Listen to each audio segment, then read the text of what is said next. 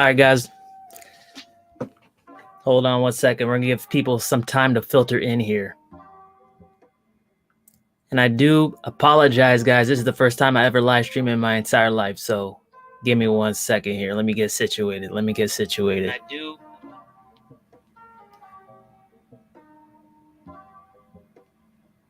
What's up? What is up, guys? We got our first one in here. Hi, how's it going? Can you guys hear me okay? Is the music too loud? What up? XRP, what's up? Thanks for joining. We're gonna give everyone a couple more minutes to filter in here and then I'm gonna get going.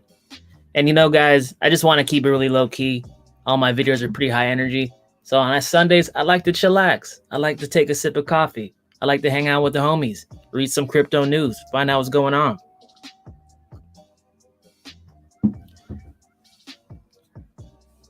All right. Next time, I'll be doing this much more sleek, much cleaner, but I'm stumbling my way through this one right now. I think I'm doing okay. I think we're doing okay. What you guys drinking? You got some coffee? You got some vodka? You got some cranberry juice? I don't know. What do you do at 9 a.m. on Sundays? Haha. What's up, Blind Dave Crypto? How's it going? Thanks for joining in.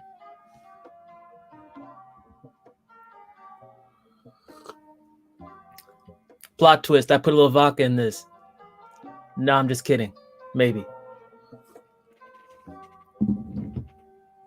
All right, guys, let's go ahead and get down to it. So I like to keep this pretty conversational. I'll keep checking my the comment box from time to time just to discuss this, because I like to run this kind of like a coffee shop kind of thing where we're sitting down, discussing the news, talking about it, just mulling it over, trying to get an edge, how we can stay on top and informed in the crypto market. All right, guys. So there's a theme I found in the news lately in regards to like regulation and stablecoin. And I like to keep these Sunday live streams typically on high level blockchain and like regulation kind of news, because that's going to let us know, should we be overall bearish, bullish on crypto? A lot of people like to ignore governments. They like to ignore governing body regulations, but that's what I think is I guess you would say, a fault, right? I mean, like, government comes by and says something, we're going to listen. People, investors, they're going to listen. People are going to drop crypto. So it's good to see things coming down the line before they happen. That helps me, stay engaged and have an edge. Coffee talk. That's right, XRP. Haha.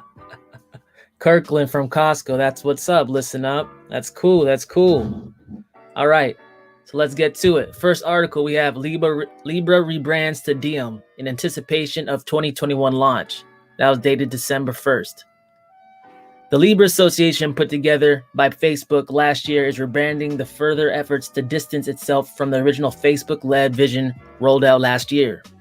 And guys, if you don't remember, it was like super random. Out of nowhere, Zuck comes out. He's like, hey, I want to start a cryptocurrency. And it's going to be a basket of like, it's going to be backed by a basket of fiat currencies, including the dollar, the yen, the won, all this stuff. And Congress is like, what? Did you hear what Zuck just said? That they want to start a stablecoin, pretty much to rival the supremacy of the US dollar, the petrodollar. They didn't like it. They had Zuck come in, ask him a whole bunch of questions like, what's your deal, bro? What are you trying to do? It was crazy. But it really perked up the regulators' ears to like, hey, we can't just like ignore crypto anymore. We got big companies coming in, trying to get in the game, and they're really trying to knock off big government's ability to issue sovereign currency, which is a big deal, guys. And that's why they reacted that way. Prowler Digital, what's up, man? Thanks for tuning in. So let's go on a little further here, guys. The group, composed of 27 member firms, announced Tuesday it was changing its name to Diem, the Latin term for day, as it gears up for the potential 2021 launch for a single dollar pegged stablecoin. The organization has also finalized its leadership team, which includes I'm not good at names, guys, but you can see that, as Chief Technology Officers. Christy Clark as Chief of Staff, Steve Bunnell as Chief Legal Officer, and Kyron Raj as Executive Vice President of Growth and Innovation and Deputy General Counsel. So basically, guys, it's a short one. No, it's kind of long. But I'm just going to give you guys a gist, and we're going to talk about it. Think about what it means, right? So what does this mean to crypto in general? Well, it's kind of like Libra's not going away. Yeah, Zuckerberg got the hint from the first hearing for the Senate. It was like, okay, guys, we got to scratch that. We got to think of something different, you know?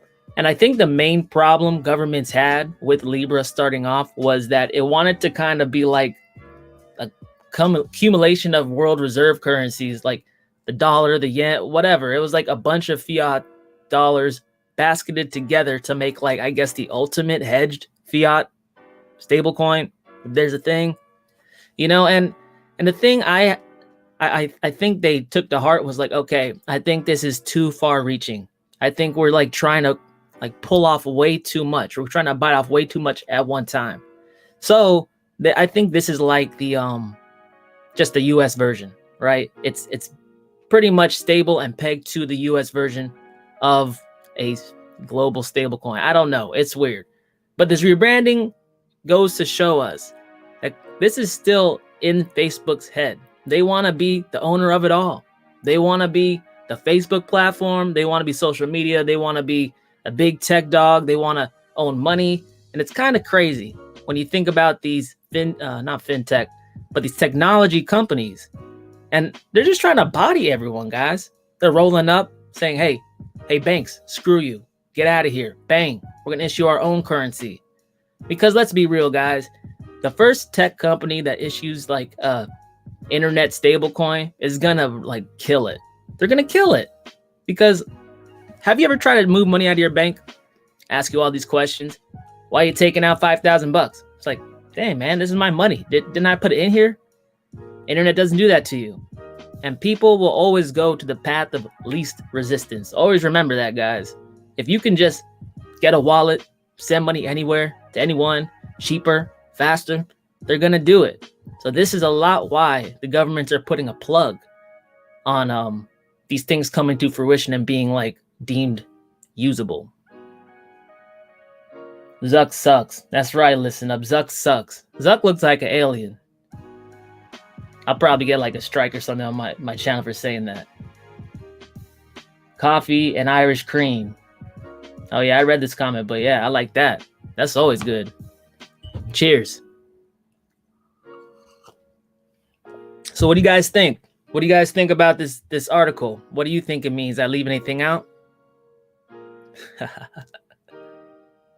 No? Okay. Because I put a couple of these articles that are related to this exact issue together so we could see the progression over time and like how these things develop. Okay, then from Cointelegraph, dated 23 hours ago, Facebook's Diem stablecoin is an existential threat to traditional banking. Like I said, guys, I mean, look, Facebook came out swinging at like the government's head when they wanted to issue currency. And guys, if you don't know much about monetary history, I don't either. I think I do. I don't know. It could, you know, always question what I say, because this is more of a collaborative effort, I like to think.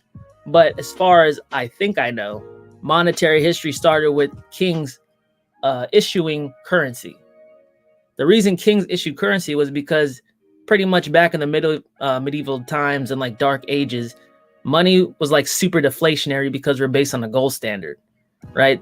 And people who had wealth just happened to, like, they were like gravity, they were like planets. They would just pull it in because they had all the resources, they had all the labor, they had people working for like nothing, pretty much just food and shelter, right? So they had everything they needed to attract all that wealth. And as that wealth just came in like a neutron star, just like pulling in, the gold piles got higher and higher. But that's inherently a deflationary economy, guys, because the money's not moving. It's not changing hands. It's not going to Frank and Fred and Lisa. It's just staying with Frank. And if Frank keeps all the money, nothing grows, right? So What? Damn. What was I saying? What was I saying, guys? I was talking about deflationary economies, right? Okay, so basically, kings were the ones who were giving out money, stamping that gold, handing out to the peasants, being like, here, peasant, go buy something. Go buy some tissues, peasant, right? Well, basically, banks came along and usurped that power that the kings had, right? Now banks issue like currency, or banks on behalf of the government or whatever, right? But now we have this next step in economic history that's occurring, where we have like tech firms wanting to issue currency. Is this Black Mirror? Guys, as 2020 goes along, I think this is Black Mirror, man.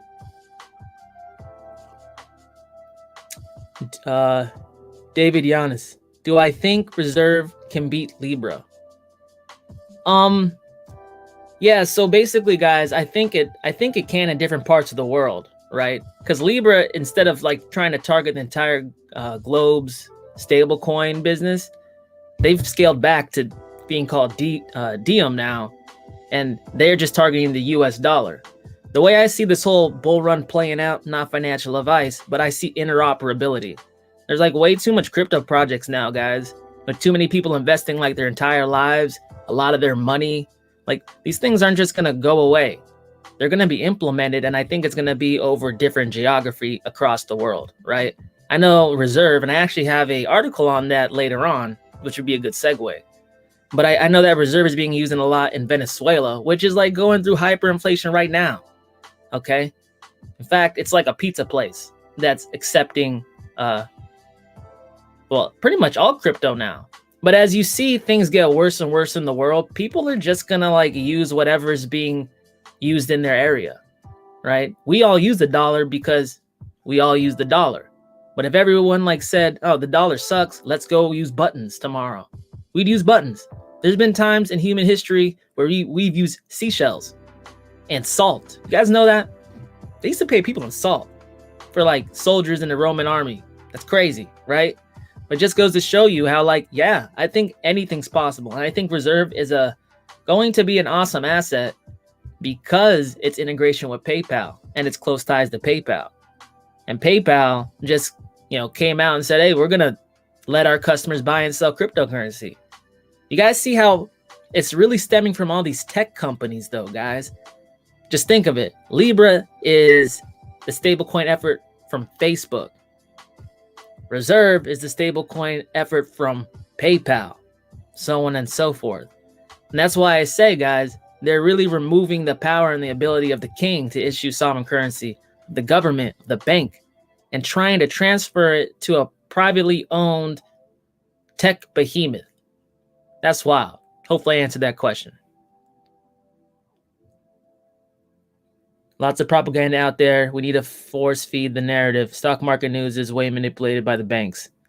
Yeah, guys, but hey, everything's manipulated. This is like a information warfare wide thing's going on. It's like a war underneath like a facade of peace, right? I mean, it's hard to tell what's even real these days definitely on the internet. And now with like deep fakes coming out, the ability to manipulate visuals, it's really like a war of realities when you think about it. What do people believe? And it's going to get harder and harder to convince people that the worldview is wrong because you're going to have enough evidence to support it, even if it is wrong, right? It's the weird thing, guys. All I can do is spread the message to the people who can hear it. You know what I'm saying? All right. Let's read into this one. I've been going on, beating that one with like a dead horse. So stablecoins are an integral part of the future of the financial system. And Facebook's Diem, formerly Libra, is part of the future. Facebook, it is reported, could launch its long-awaited digital currency as early as January 2021 in the form of the US dollar-backed stablecoin. Central banks and regulators have been galvanized into the action since Facebook first announced its intentions by publishing a white paper in 2019. Like I said, guys, basically, they're coming back. They got the message. Senate didn't like it. Senate shot them down. Said, get the hell out of it, Facebook. This is bull. Now they're back at the drawing board. These big corporate companies, guys, they don't give up very easily just because it didn't go their way.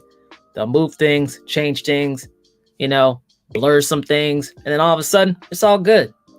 That's why, even though it doesn't pass right now, or maybe not this year or next year, you see the writing on the walls, guys. We got multiple tech companies trying to just body everybody. Excuse me. That says a lot about where the world's going, like what's going on. These tech companies are just becoming so big, they want to like own the money too. Weird. Let's check what's going on. Yeah. Janik, trusting these tech giants as little as the government. I mean, that's a smart opinion in my view. Listen up, I think FB will try and steer crypto off a cliff. I don't think so. For me personally, I don't think so. Because crypto allows tracking of funds way easier than physical money ever did. Way easier. So not only is it good for the governments because they could like automatically track tax each transaction, track each transaction, stop any transaction. If you're referring to the general ethos that crypto started with, like a fair, honest, transparent, uncensorable money, yeah, I think so. But I don't think any of these stable coins really offer that. It's, first of all, crypto wasn't meant to be stable. Crypto was meant to be a hedge against inflation, right? So I don't know. It's not. This isn't really crypto, is what I'm trying to say. I see I know the understanding for a stable coin and everything, but you can't say it's doing what it's supposed to do, which is protect you from unlimited money printing, right? And in that sense, you just are trying to protect your value. Yeah, okay, then you're kind of submitting to being tracked. You're kind of submitting to maybe being censored. Hey, I got stable coins, but that's always an inherent risk I assume dealing in this trading game, right? So, do I go live often? This is my first live stream ever, so hopefully it's going okay, guys. I'm gonna tighten it up as we move forward here, but I'm trying to go live every Sunday at 9 a.m. And we're just gonna hang out, drink some coffee or whatever you like to drink. Smoke them if you got them. I don't know. Do what you got to do. All right, so I think we're good on this one. Let's move on here. Okay, so we saw a couple articles. Let me preface this. We've seen a couple articles regarding stable coins. Different companies trying to release it, Libra rebranding, trying to finagle, weasel their way in there, doing what Zuck likes to do. But now we see the government retaliation coming down the pike, right? This was published, was this the 4th? They have that weird 0 with the strike through it. 12/4/2020. Okay, a member of the squad takes on cryptocurrency. It's her right there. A U.S. representative. I'm going to try it, guys. I'm going to try it. Rashida Tlaib. Jesus, I got to get better. A progressive first-term lawmaker has co-sponsored a bill requiring stablecoins like Facebook's Libra to be issued by banks. Do you guys see the infighting happening here? It's so obvious. They don't even hide it. They don't even try to hide it. Homegirl right here wants to make stablecoins only issuable by JP Morgan or Wells Fargo or Bank of America or whatever, man. They want to stop Facebook from doing this. They want to stop PayPal from doing this. They want to say stablecoins are essentially the US dollar because it holds the value of stablecoins. Therefore, y'all can't issue them. Y'all suck. Can't do it. Only government. These people got some nerve. As much as I don't like big tech companies like trying to usurp money in general, I mean, who the heck are these people to tell you you can't issue a digital currency that you can make in a couple minutes? I mean, come on, guys. What is this, slavery? Sometimes I think it is. Listen up, our stable coins on blockchain. Yes, they're on blockchain, but like a lot of these like coins like USDC, Paxos, they're highly regulated. I mean, they're audited multiple times a year, I believe. I don't know the actual auditing schedule. But because of that, I mean, there's dollars backed in an account or wherever custodied somewhere that equal the amount of stable coins minted, right? And that's what's essentially audited. Stable coins in existence against actual backed collateral, or I guess dollars in bank account. And that's why people always like found USDT or Tether sketchy, is because like they're not audited that much at all. And there's points in time where like they totally inflate the amount of Tether in existence. Like there's a big conspiracy on that that's just like floating around for the last 3-4 years that no one likes to talk about. But that's besides the point. What I'm trying to say is this: stable coins are on blockchain, but USDC is able to actually freeze Ethereum accounts with stable coins in it, so you can't spend it. That's happened like 2 or 3 times this year. So it's up to you. What do you call that? I don't know. On a blockchain, it's on a blockchain, like on paper, I guess. Let me just check these out real quick.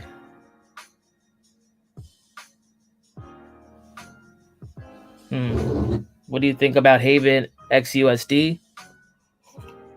Gliding quickly. I just did a video on Haven at XUSD. I didn't even know about them, but after looking at it, I was like, this is pretty dope. Because there's a lot of these ecosystems out there, guys, where I guess you would call them Gen 3 blockchains, where they're ecosystems within themselves. You could issue like synthetic assets within them as long as you tie it to like an Oracle protocol like Band or Chainlink or whatever, right? I think XUSD is cool because it's like at least gives you some privacy because it's built on Monero, you know. But like, check it out. Problem is, guys, there's always these curveballs that come through. We already have like, what is this? The U.S. representative, this chick right here, trying to get a bill passed saying, hey, everyone who's issuing cryptocurrencies, if you're not bank chartered, stable coins, if you're not bank chartered, not having it. See, no one can predict the law. No one can predict the law coming out, right? If XUSD is here, yes, you would be able to use it as long as the U.S. government doesn't have the ability to crack Monero. I just know the government never gives all of its tricks up its sleeve at once. I mean, people like to think the government's all antiquated. The government doesn't know what it's doing. Guys, come on. Government's very smart. Government has a lot of people on its payroll has great mental capacity. Like, I'm pretty sure they have the ability to like at least understand what's going on with privacy coins. And I heard that there was a rumor floating around that they're talking about X-naying privacy coins.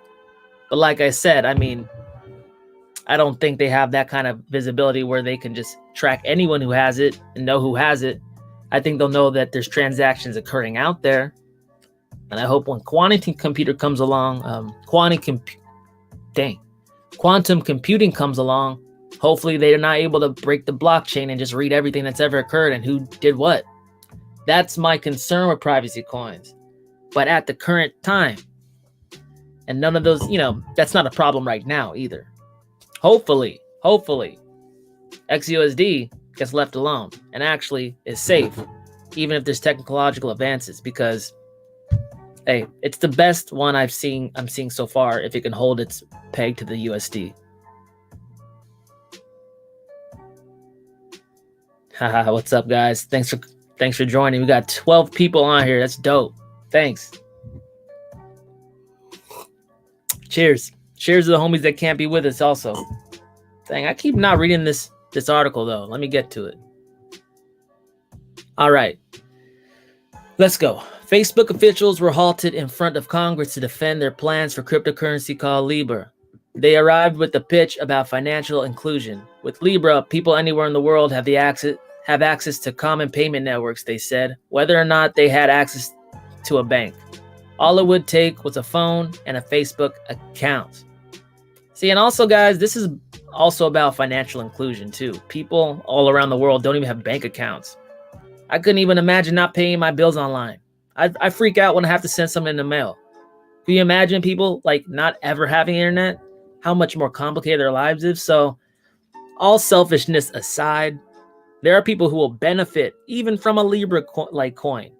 It's just us people in America, like who have a problem with it because it threatens the superiority of the petrodollar. And that's pretty much the reason the United States has economic superiority right now. It's because we have the world reserve. We can print it out into thin air. And we do. Blah, blah, blah, blah. People don't realize that this is coming. I feel like a mama bear, and I have to watch out for what is coming for my district and my neighbor. That's why she wants to talk with you about a thing called stablecoins and blah, blah, blah. Okay, I think we're done with this one. Moral of the story, hey, they see the writing on the wall. They're not dumb. They see what like big tech companies are trying to do, and they're trying to stop it, nip it in the bud. It's only JP Morgan can do it. Hey, I don't really care who does it. I just need to save my value so I can hop in and out. Whatever,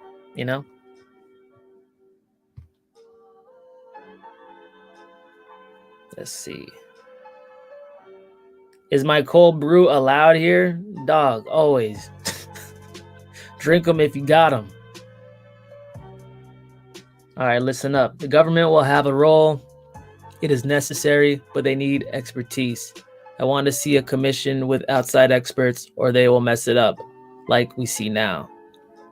Yeah, guys. I mean, I don't think the government, like for the little they've said on crypto, I don't think that they just want to like do their own thing by themselves. Like United States has a very big precedence of pulling in the private sector to do things. Like if you guys know and watch my videos, my professional career has been in like aerospace and supply chain, and I worked for a government contractor for like the space and defense kind of stuff, right? It sounds so square when I say it out loud. But hey, I learned a lot there, and what I just basically did government work, like for jobs, like for defense and stuff. And what I learned there, guys, is they don't do nothing themselves. The government don't do anything themselves. They always contract it out. And they manage you hard, But hey, there's a bunch of companies out there. That's why, the XRP army is saying like Ripple is going to be like the new IMF issue coin, blah, blah, blah, whatever. I don't know if that's true. I'm not ruling it out. What I'm saying is this. The government was going to reach out and like institute the Fed Now system that's supposed to be coming like in 2 years, which will probably be sooner. But hey, they're not going to like start the code from scratch. They're going to pull in Ripple. They're going to pull in, insert your favorite blockchain. I don't know. I don't care. Basically, though, they're not going to start from the ground up. Guaranteed. Darth Crypto, what's up? We'll rewatch later. Gotta watch F1. Hey, do what you gotta do. I understand. Don't take it personal, Oh, yeah, guys, hit the like button. I need some likes, guys. I need some likes. Lifestyle. I think Triple B said it best. They need the private sector to come in. Definitely. Governments are good at adaptation, not creation. Exactly, guys. Like, I like to think of a government as like this ultimate funding source, especially the U.S. government, because they have ultimate funds. Right or wrong, they do. They can print it, right? I like to think of them as like this really uncreative but very, very rich person, right? And they're like, I got the money, but I don't got the ideas. And they look around at like the people in their neighborhood and like, hey, you got a good idea. What if I gave you this money? Like, could I own your technology or whatever? It's like, that's what they do. So I agree, because the very essence of government, guys, is not to be efficient. It is not. Because the way budgets and government work is if you don't spend it, the next year, you're going to get the exact amount that you actually spent, which means like if you were more efficient, if you got your department's job done with 80% of the funds available, it's not like you get to keep that 20% and it rolls over. Nah, what they do is they say, okay, based on your spending, we're going to give you that same next year. So if you're operating in the government, it's not in your best interest to be effective, to be efficient, right? And that probably stems with like, well, I'm not going to get into it. That's enough on government. Government's make me mad. Okay. And we just looked at an article about the government trying to institute a bill to regulate the issuance of stablecoins, right, guys? Well, look, there's another article about another, not tech company, but big behemoth trying to get into that space again. Look at all these companies jockeying for position. acting like the world reserve currency, the form of the world reserve currency is up for grabs. Maybe they know something we don't know. It's always good to ask that, guys.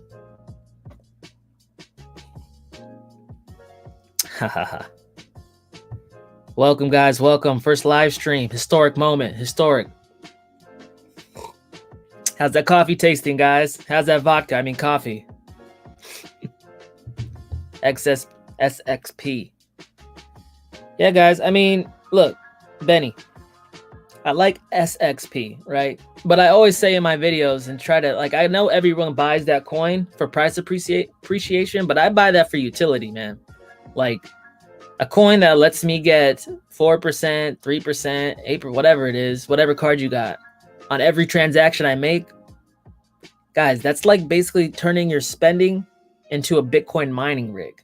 I mean, I'm pretty sure everyone watching this video has got to buy something every month anyway. Like, might as well get BTC on it because that's an asset that can grow in value, you know? I think XRP will be good, you know, not financial advice, but I think will be cool. It's just that, like, right now we're sitting in a hard part of the cycle where people, like, don't really believe that crypto's taken off because it's been crashing on for the last 3 years. Can't blame them, right? But I think XSP will be okay, man. No worries. I just sold my XSP, but it's not gonna take off until the bull run.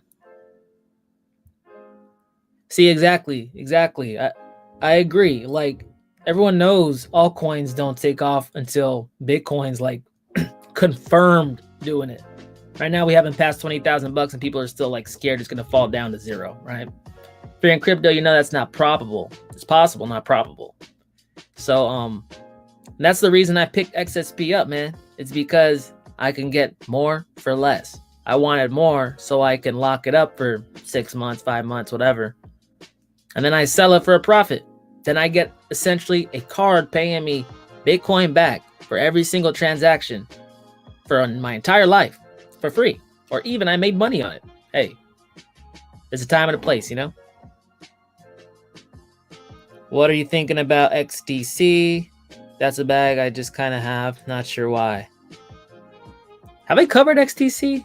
I don't even know if I know that much about it, guys. There's so many coins, you know, I'm trying to keep my head on them all, but dang, there's like, they're coming out of the woodworks, man. But shoot me something in the comments or whatever, right? And I'll check it out for sure. Life for show. Life. Okay, guys, let's dig into this one really quick. Credit card giant Visa today announced it is connecting its global payment network of 60 million merchants to the US dollar coin USDC. I'll talk about that later. Developed by Circle Internet Financial on the Ethereum blockchain. The digital currency is now valued at $2.9 billion. That's billion with a B. You know, that's a lot of money. So, I mean, what? I guess we'll read some more after this. While Visa itself won't custody the digital currency effective immediately, the partnership will see Circle working with Visa to help select Visa credit card issuers start integrating the USDC software onto their platforms and send and receive USDC payments. Circle itself is going through the same fast track program. In turn, businesses will eventually be able to send international USDC payments to any business supported by Visa. Whoa. And after those funds are converted to the national currency, spend them anywhere that accepts Visa. I just need to soak that in, guys. Just need to soak it in. Hold on. That's what I'm talking about. I like that. I like that a lot. DubDigital. Why do you like that? I'm going to tell you why, guys. I like that because it's just highlighting a trend that I've known that's been developing for like the last year, ever since Facebook went to the Senate. There's been like this big focus on stablecoins. I followed a couple more Senate hearings where they brought in like the head dude of Paxos, which is another stablecoin issuer that's like pretty regulated, actually regulated in New York City, which is the hardest state to be regulated in. U.S. government's been looking at it for a year. We got PayPal coming out with a stablecoin reserve. If you don't know, we got freaking Facebook rebranding to Diem. You got Visa partnering with Ethereum USDC. Did you guys know? I forget his exact position, but Brian Brooks, like something comptroller of the whatever, he's in the government. But do you guys know he started at Coinbase? When I sip and say something, it makes it seem more mysterious. Yeah, he helped start USDC. Now we got Visa, one of the biggest payment platforms on the internet, on the world, in the universe, in the galaxy, y'all. Partnering with USDC. Sounds like Brian Brooks and frickin' Visa have had a couple conversations in the past that we haven't heard of. But I'm just saying. Let me check the comments, y'all.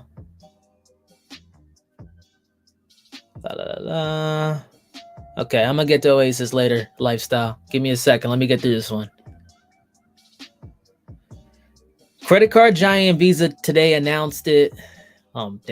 Credit card giant Visa today announced it is connecting the global payments network of 60 million merchants to the US dollar coin USDC, developed by Circle Internet Financial on the Ethereum blockchain. The digital currency is now valued at $2.9 billion. Oh, wait, I did that already. Never mind, my bad, guys. But basically, it's that, guys. What else do you want? This is a huge trend that's happening. Something's going to come down the line about stable coins. We got people saying only banks should issue stable coins. What the heck? What do you mean banks can only issue stable coins? Banks can't even currently issue stable coins. Do you have plans of them issuing stable coins in the future? Sounds like they do, guys. Sounds like they're actually thinking about JP Morgan doing it. Other private banks doing it. Interesting. All right, and this is the one I'm talking about. Pizza, dang. Oh, my God. All right, Pizza Hut now accepts Bitcoin, Ethereum in Venezuela.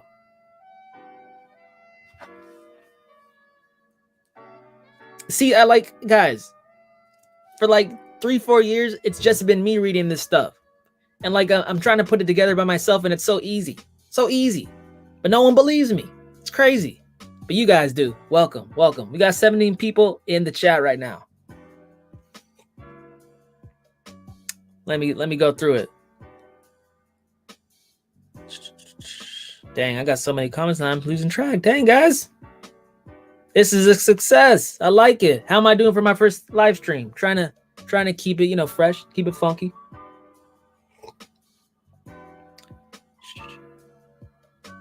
Janet, heavy BTC movement incoming starting from the 7th to 8th. Aligns with the new moon phase. Research JP Morgan comments, astrology, no cap.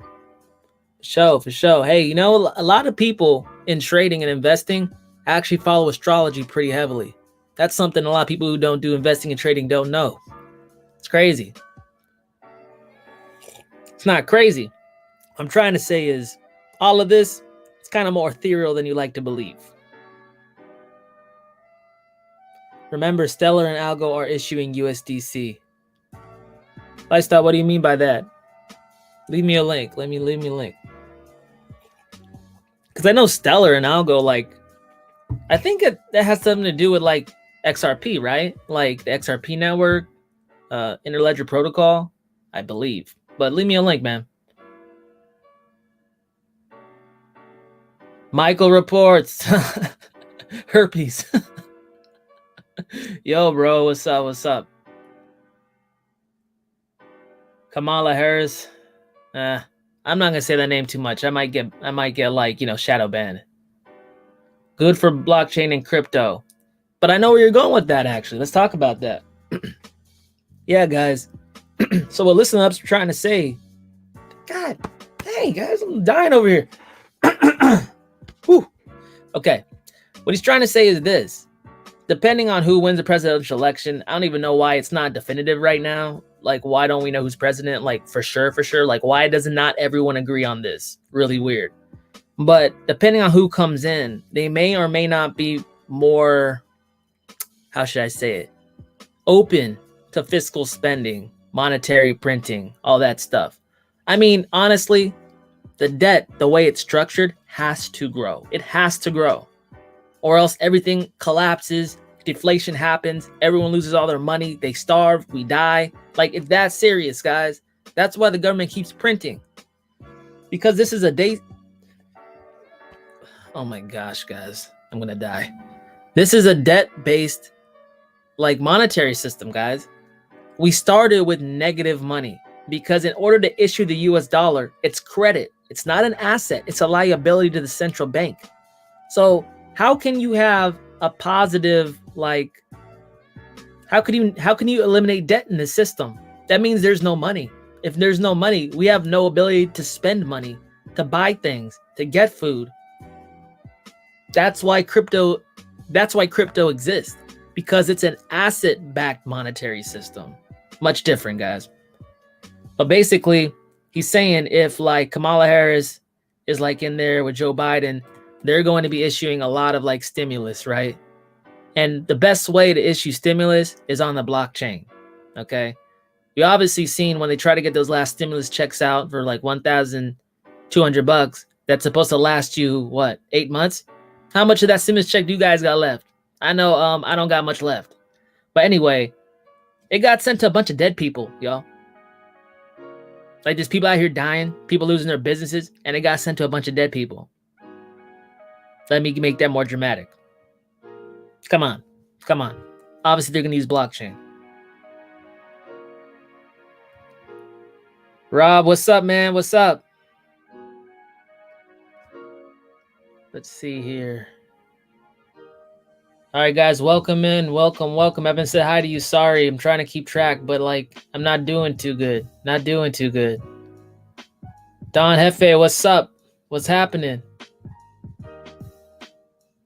Lifestyle, 1.2 billion stimulus was sent overseas.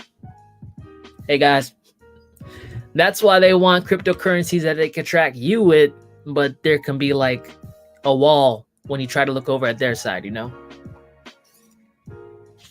I would be okay with the transparency if the transparency was going to be consistent for all parties, but it's not.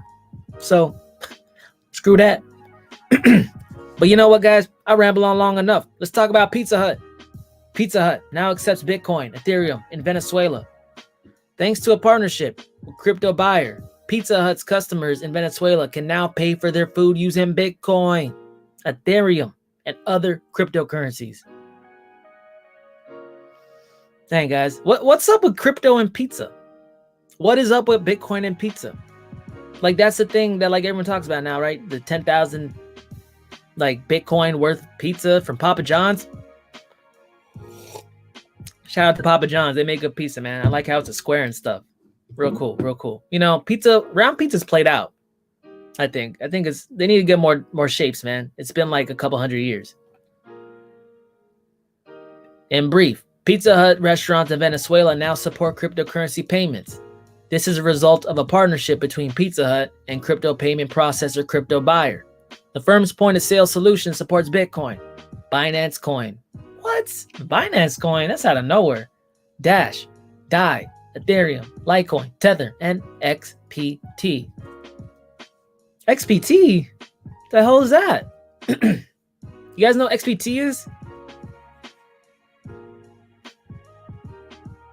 XRP, cheese stuffed crust. Man, shoot, you're a legend, bro. Let me get on that Bitcoin special. Hey, you know what? Go ahead and send me your Bitcoin and I'll pay for it, bro. Dude. With extra XRP. BNB ain't out of nowhere. Don't sleep on it. Yeah, XRP, but seriously, man, like out of all the coins, why BNB though? I'm not hating on Binance Coin. I'm just saying, like where do these places start with their coin listings? Like Coinbase, right? Why would Pizza Hut start with Binance Coin? It's really a nuanced, weird coin to start with. No hate, Pete. No hate. You know what I'm saying?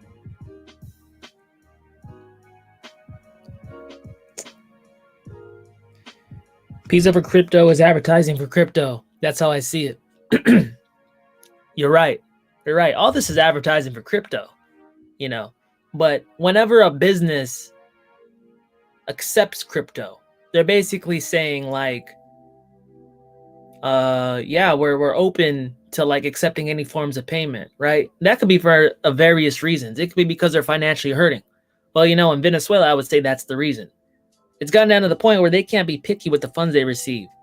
They're basically were being picky and saying, no, we want either US dollar or the bolivar. I believe that's the currency. Yeah, the bolivar. But now they're saying, dang, we'll take anything. Because I heard like in Venezuela, some people are like getting paid in like things now. Like it's not even like money if they can't get cryptocurrency, because not everyone can. It's like, I'm not gonna throw this crazy stuff out, but I hear people getting paid in food and stuff because the food holds its value better than the bolivar. And that is what hyperinflation does. But I'm preaching to the choir, y'all. You guys probably already know that.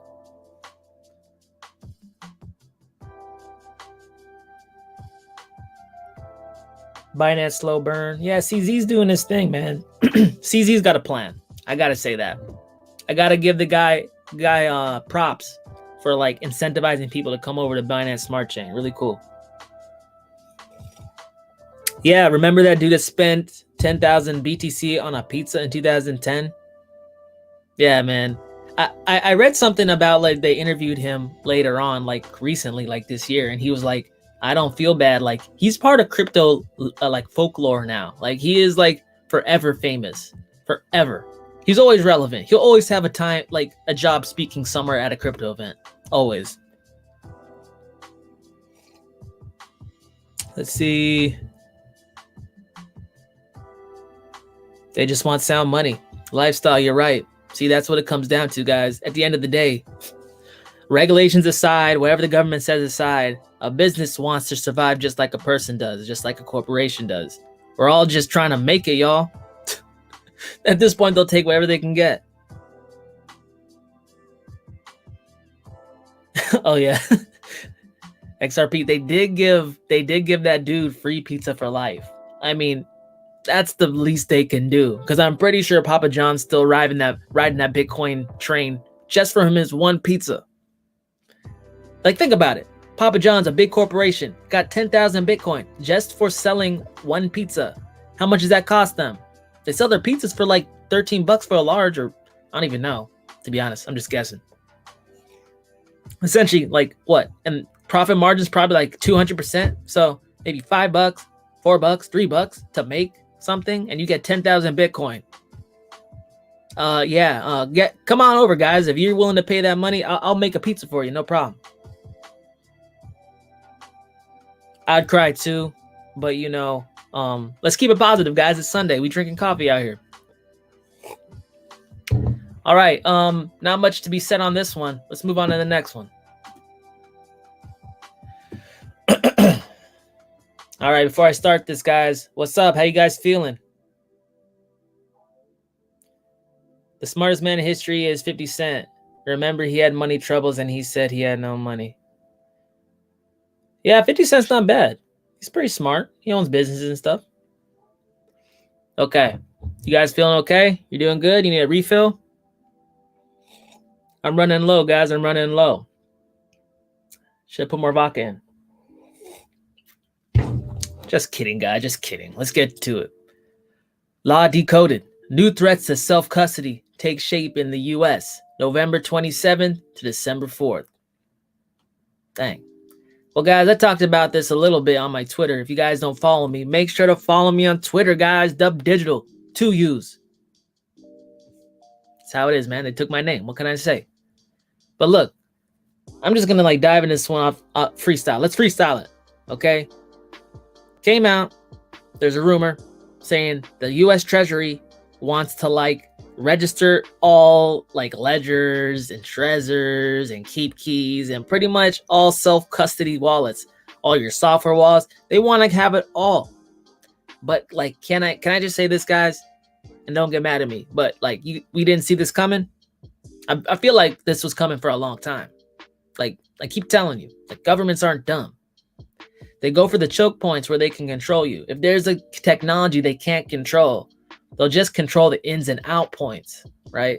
And I think this thing also expands over to withdrawals from Coinbase and stuff and big exchanges too. But let's read into it. I'll stop guessing. Yeah, doubt it. Yeah, XRP. See, this is the thing, man. Like, they can say whatever they want, but can they do it? I don't know. I don't know. I just don't underestimate the government because they have unlimited funds and a lot of people they can hire to do things for them. Never underestimate the government, but I hear you on that. Based on what we know, as far as what they can control, it looks challenging. That's all I got to say. But I also got to say this, guys. Even back in 2017 and 18, I saw a bunch of patents getting filed by like Amazon, like cloud services and stuff, and like other companies trying to like find out how to track crypto. And I've seen a bunch of like news earlier this year on that, like how to track crypto and like mixing and all that stuff. So it's a lot of stuff we don't know. Let's just got to be honest. Let's see, what do you think? Oh yeah, guys, right before I jump into this one, what do I think about the Spark airdrop? Hey, I don't know. Like, I don't even know that much about it, but if I can get free tokens, I like it. I remember the Uniswap airdrop, and that was dope. I like getting free money, don't you guys? Why are you skeptical about it, the Envy? I don't. Isn't it like just an airdrop, or you got to do something to import keys and stuff? Because I don't do that. I don't do that.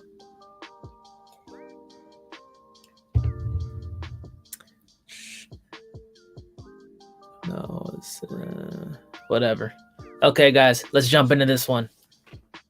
Tentative clampdowns coming for both the Treasury and the White House and the House. What the heck? I gotta underline it, guys. Tentative clampdowns coming from both the Treasury and the House in the United States lead this week's Law Decoded. Okay, I just can't read.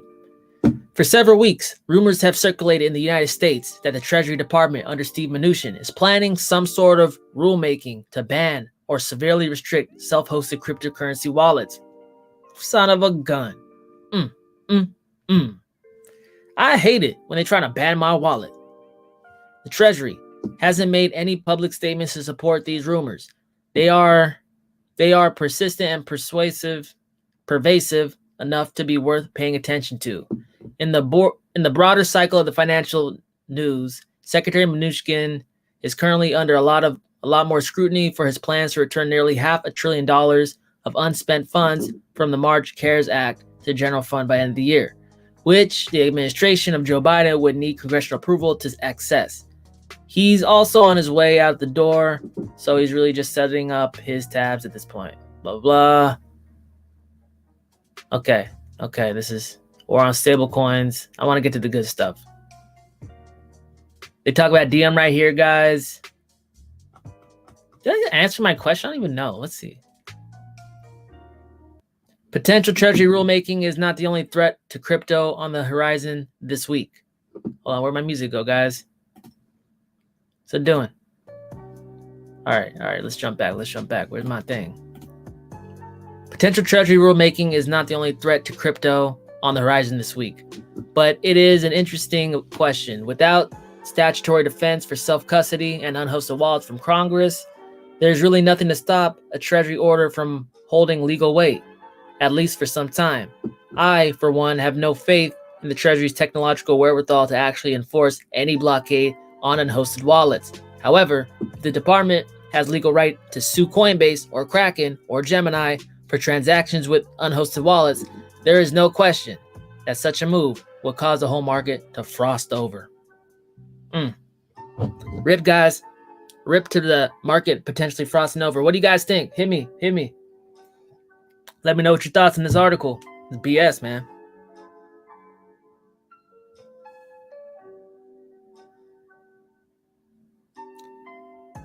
All right, I'm going to get to these XRP comments later, guys.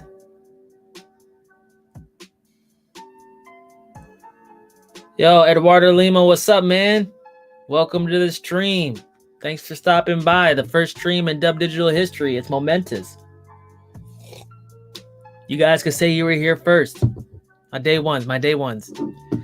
Okay, guys. Well, if you don't got anything on this, I'm gonna talk about it. That's why you're here, right? Let's do it. So basically, guys, look, I agree when he says, I, for one, have no faith in the Treasury's technological wherewithal to actually enforce any blockade on unhosted wallets. I agree. From what I know they can do and what I know it's possible, I don't think they can do it. But I mean, hey, like, wasn't the NSA the ones that like were like testing with Merkle blocks and all that, and SHA 256 and all that? Like, I think they know the way around blockchain, guys. Let's be real. But hey, I hope it's not real. I hope it doesn't happen, because that'll be bad for me, because I got a lot of money in crypto. Yeah, I hope that don't happen. Let me pray about it real quick. All right, I'm done. We're good. We're good, guys. Yeah, man. Thanks for the congratulations on hitting 1K subs. Thanks for everyone following me, by the way, because I thought I was talking to myself for a second. Dang, echoes and stuff, not popping. But I'm here, guys. I made it. Now we're going for 10K next. We're going for all of YouTube. We're going for the whole world. But I think I'm cool with this one, guys. What are you guys' thoughts? I'm gonna go to the next article. If you don't got anything, let me know. No thoughts? All right. This article's boring. Sucks. You're tired of this? All right, I hear you. Let's move. The Envy, 10K next for what? You talking Bitcoin? I don't even know what it's doing right now. I haven't even looked.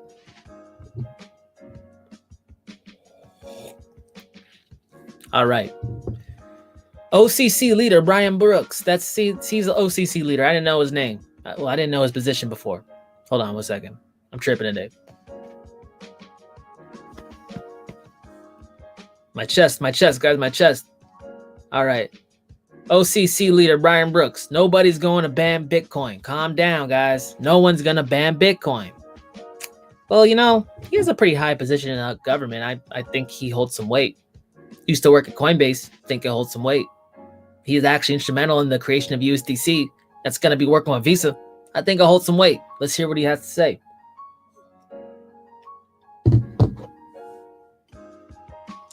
Forthcoming regulations are going to be a lot less bad than people will worry about. What? He said a lot less bad? Dang, I could be a politician. Forthcoming regulations are going to be a lot less bad than people will worry about. All right, Brian Brooks, dang. Brian Brooks, the head of Office of Comptroller of the Currency, said regulators are not looking to kill Bitcoin, but instead ensure its smooth integration into the financial system. Oh my God. Oh my God. Am I crying? Almost cried. But like, guys, come on, guys. Like, are you serious? I don't know how long you guys been in crypto, but like, this stuff gets me so hyped, because I'm like so used to like people not believing me in crypto. Like, what about you guys? Yeah. Tired of telling your friends to get in crypto and they look at you like you're crazy? Tired of your family at being like, what's Bitcoin doing? It's bull, man. But like, when you look at news like this, when he, like, the head of the Office of the Comptroller says they're looking to integrate Bitcoin smoothly into the financial system? Guys, I can't put it any more simpler than that. I don't know what to tell people. At that point, if they don't listen to me, it's just like, I don't know. That's more of a them problem. Jeez.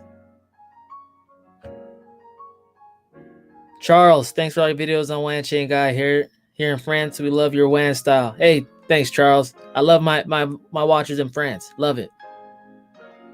Wave Magnet, good morning. Good morning. How you doing? Thanks for dialing in here and spending your Sunday morning with me. Yup. Don Hefe says, yup. They think I'm nuts. Hey, you know what? People just can't grasp greatness when they see it, guys. That's the way I look at it. It's not me, it's them.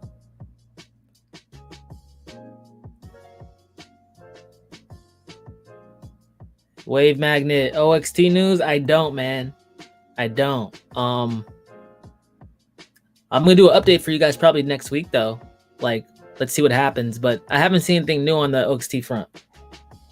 But the price was going up when everything else was dipping down. That was interesting, right? Okay, so let's check it out. We are very focused on getting this right. We are very focused on not killing this, and it is equally important that we develop the networks behind Bitcoin and other cryptos as it is that we prevent money laundering and terrorism financing. Come on, bro. Brian Brooks, come on, man. That's bull. Prevent what? Money laundering and terrorism financing? Why do they keep saying this, man? Bitcoin's for money laundering. No, it's not, man. The US dollar is the biggest form of money laundering currency in the world right now. What are they smoking, bro? Whatever you smoking, I like to have a little. Hand it over. And then terrorism financing, guys, come on, bro. Like, really? Terrorists could get paid in anything. Terrorists could get paid in gold, silver, dollars, yuan, bolivar, whatever. Terrorists don't care as long as it's untrackable. And like, I'm pretty sure people could track Bitcoin more than cash. Like, let's think about it, guys. Bitcoin's on an immutable blockchain. And there's companies with patents saying they could track this stuff. If that's true, you could track like an unfakeable digital asset on the internet much easier than you could track a untrackable, infinitely printed fiat currency that just could end up in like a cargo plane with a pallets full of money and send it over to Colombia. Like, think about it. Oh yeah, I'm getting hyped up, guys. I gotta calm down. Hold up. How can they say this with a straight face anymore? It's not 2013, guys. Come on. I think you're gonna see a lot of good news I think you're gonna see a lot of good news for crypto by the end of the Trump term. Some of it's going to have to do with banks connecting the blockchains. Some of it's going to be more clarity around the nature of these assets. Nobody's going to ban Bitcoin. Nobody's going to ban some of these transmission technologies, whatever. I should have ended with this one, guys. That was much smoother. My bad. But look, guys, come on. What else you got to see? What else you got to hear? They're talking about integrating Bitcoin into the financial system, the legacy financial system with banks. They're talking about banks issuing stable coins. The only ones to be able to issue stable coins. Then we got this dude saying like, you're going to see a lot of stuff by the end of Trump's term. Let me check, guys. Trump's term ends like very soon. So what's going to happen? What are they going to say? It looks like they've been holding off on some developments they want to roll out just for the right opportune time. Got to keep an eye on that one. What do you guys think? Let's check it out.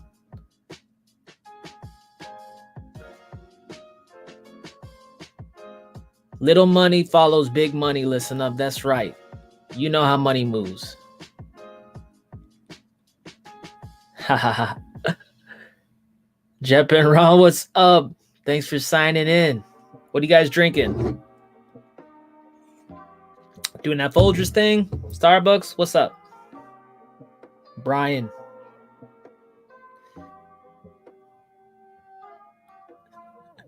Wave Magnet, my mom is watching. She says hi. What's up, Wave Magnet's mom? How's it going? Thanks for tuning in. The hottest crypto channel on YouTube. YouTube just doesn't know that yet, you know? Janik, I haven't heard of TVK. Send me a link. Leave it on the comments of this video. I'll check it out. XRP, Trump's term can be a play on words. If he gets reelected, that's 4 more years, meaning 2025. It could be. That sucks. I didn't think of that. It could be. You know, these people like to do like lots of word games and stuff. They're all lawyers. They're all lawyers, man. Lawyers do this. I used to deal with lawyers in my professional career, man. Telling you like very carefully worded things. So like, and only in writing, so they could like prove that it's not what you thought. And I hear you, man. They play those games, but I mean, based on what we know now, and Biden supposedly winning the election, I'm not here to talk politics, but like as far as we know now, hey, that could be real soon, right? The envied. The key to not blocking transmission coins and banking connecting to blockchain. There are only a handful of DeFi assets for that. Yeah, man. See, like, I don't even know if you're a girl or boy, my bad. The envy is like, trying to say basically like there are certain protocols and coins out there that are trying to be financial ecosystems within themselves, where you can do a whole bunch of like financial activities. You can get loans, you can get interest by putting up fiat or digital assets to get yield. There's like, you can do payments, you get synthetic assets, so you can get leverage to price action of other digital assets, all within that same cryptocurrency like ecosystem. One of them being WanChain. I learned about Haven. We got what do you call it? Dang, what's that word? Not Polkadot. Mantra DAO. We got a bunch of them. Sorry if I'm missing them. Sorry if I didn't include your favorite coin. It's not because I hate it. It's because I just don't remember, guys. It's 9 o'clock on Monday. It's 10 o'clock on Monday. Shoot. Time flies when you're drinking vodka coffee. Just kidding. I got to stop saying that. You guys are going to believe me. All right. But yeah, I hear you on that. Don Hefe, you drinking PA Light over there? Dang, man, you got messed up yesterday? Sounds like Don Hefe went partying. I'm glad I could make her smile, Wave Magnet. All right. The Envied, you are man. Good. Cheers. I am man. Yeah, okay, guys. So, pretty straightforward here. Brian Brooks has been the most straightforward government official on Bitcoin, like, ever to grace the crypto planet. Like, it's obvious, right? And, you know, like, I listened to a lot of things, like a lot of rumors mumbling around the space. And I heard about that USDC thing. It made the most sense. Just look at the name, guys. US dollar coin. Hello. It's basically saying US dollar coin.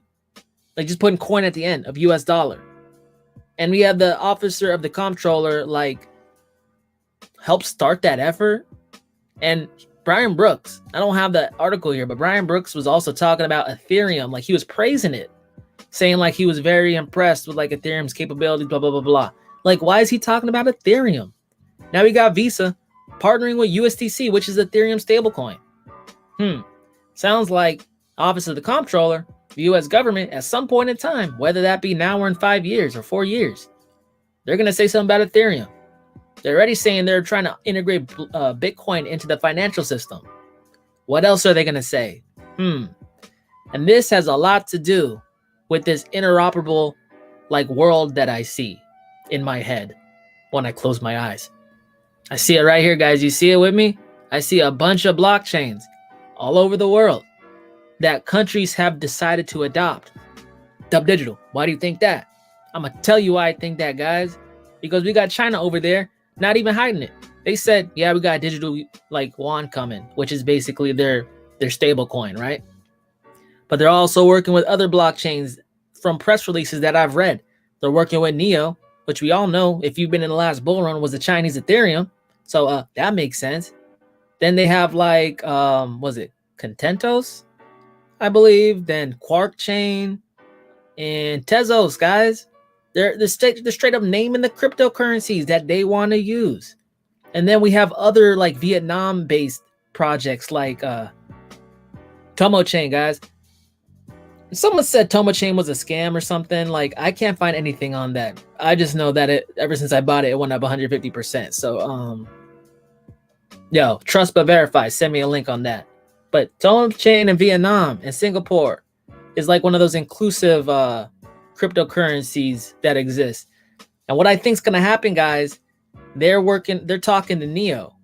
You see these like countries start having preferences for blockchains. You see them starting to talk to each other, form alliances, start to integrate their protocols together, because I think there's going to be like rails of payment back and forth, digital blockchain rails of payment between China and Vietnam, between Vietnam and Singapore, between Singapore and the United States.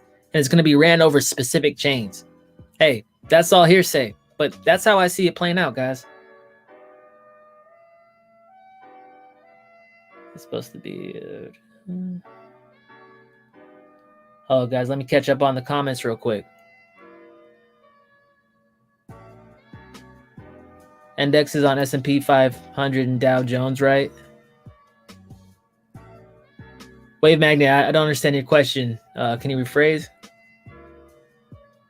Ron and Jeb drinking tea. Dang, I see you. Cheers. Brandon Rogers, they can't stop it, so they better regulate it and get a piece. See, that's right. As long as you can pay the piper their pound of fat, which is like a very old term of like, you know, give them their money. They're gonna be cool with it. Don't give her money, they're gonna slap it down. Try to make it hard.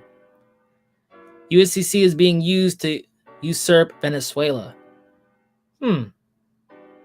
See, because Brandon, like, from what I understand, damn, I can't talk right now. From what I understand, Venezuela is using a reserve protocol, which is essentially a stable coin, like a self-balancing stable coin like protocol. So I can understand that, but I don't know what protocol is going to take place. But I know that the United States is trying to probably manipulate a lot of other countries economically by obviously printing a lot of money, because a lot of contracts written around the world in form of debt for other countries is denominated in US dollars, right? So basically, if the other currencies are going down in comparison to the world reserve currency, which is the US dollar, which will probably be the strongest until it isn't, because you have to have those dollars to buy oil or petrol. I mean, yeah, we're trying to manipulate everyone right now. Just saying. Rob Plandemic, I ain't gonna get into that, man. We could, but I'm not gonna get into it right here. Wave Magnet, you messing with mining crypto? What do you think about it? See, man, like 2013, 2014, I think mining crypto would have been an interesting thing to do. I think the small guy's been cornered out of the market from being efficient, because we got like, we're not even playing fair on terms of electricity, right? In order to determine if you should run like a mining farm, you need to take into account what you're going to spend in your kilowatts per hour, I think. And that's basically how expensive electricity is in your jurisdiction, because electricity is not like priced equally throughout the world. And then also one of the main challenges of mining is like heat. Like it produces a lot of heat. So you have to cool these things down to like, one, lengthen the time of your, like the life of your mining like machine. And two, like you have to do it to increase efficiency, so you actually make it profitable. You're actually pulling sats out of the block. It's a lot of stuff, man. It's a lot of moving pieces. If you live in an area where like it's cold already, you don't gotta like invest in like air conditioning, and you got cheap subsidized electricity like in China or whatever, makes sense, you know. But like for me, I live in like Los Angeles area, man. Don't make sense at all. Land's too expensive, electricity's too expensive. I just can't make it work, you know what I'm saying? Ethereum is supposed to be used with the LIBOR. See, I've heard that too, where like LIBOR was talking about pegging their interest rate on Ethereum, which is weird. I don't even know that much about it, but like I heard about that. Ethereum definitely is dipping its toe into like finance with DeFi, right? Well, dang, it sounds like they're really taking like even like rates onto it, which is pretty cool in my opinion.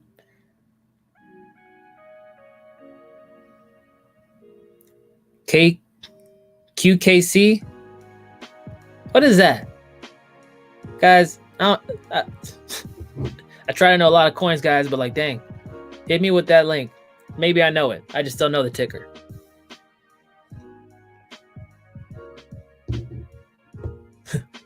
QKC always haunting me. Looks like it's got lovers and haters. Listen up. I gotta get to my fantasy football right now. Thanks. See you later. Listen up. You watch Voscoin channel? You like that guy or not? Yeah, Voscoin's cool. I mean, like he looks like he's a miner, and he's way more into the technicals than I am. I mean, like that's cool. That's not my angle, but I appreciate guys like that because they give me insight as to like what it is like to really run this stuff and what miners are going through. If you give us your real final value of wine in short future, 2021 to 2025, do you say WAN chain will be the Ethereum of cross chain with the token price above 100 and 150? Thanks for your answer, dude. Hey, man, you know, like I'll give you like a little something, a methodology to try to value coins. But like, look, 2021 to 2025, crypto moves like with the ferocity of a dying star, you know, like a lot of things could happen, rules pass, laws pass. So just prefacing my answer to this is like just my current answer to this with like, you know, my information. But I like to do this, right? I like to look at the price of the coin over the last bull run, like the highest price it ever got, and then multiply it by 10. And the reason for this is like, you look at Bitcoin not last cycle, 2 cycles ago. Dang, I'm getting old. But 2 cycles ago, its highest point was around $1,000, give or take, right? If you stuck to that like math and you multiply that $1,000 by 10,000, you would get a price of about $10,000 per Bitcoin. Well, Bitcoin overshot that by about 100%. It went to $20,000. That has to do with like FOMO and all that. But if you take the average, it's around $10,000. So I don't even know what was the all-time high for when last cycle dollar-wise. But just go ahead and check that out. Multiply it by 10. That's my answer, man. Hopefully that was okay. No, sorry. Don't apologize for English, man. We're all good. We're all good. We're all inclusive here. We're just drinking coffee. Coffee and music, universal, man. RSR, baby. Hey, micro reports, rapports, herpes. I hear you. RSR, I like it. It's been one of my best performers to date.